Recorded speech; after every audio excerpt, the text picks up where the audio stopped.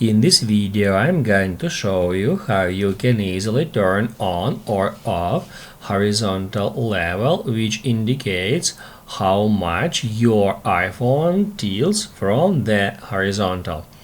I can't exactly show you that level. That's because it is showing just when we hold our device vertically, just like that.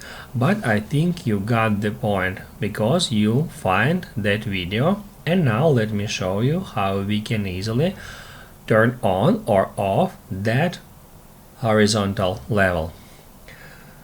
All you have to do, guys, is just head over to settings and then scroll down and get into camera settings. And that's basically where we can easily find that level feature.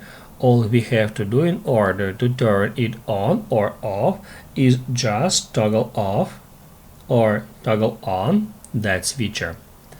If this video helped you out, don't forget to hit the like button.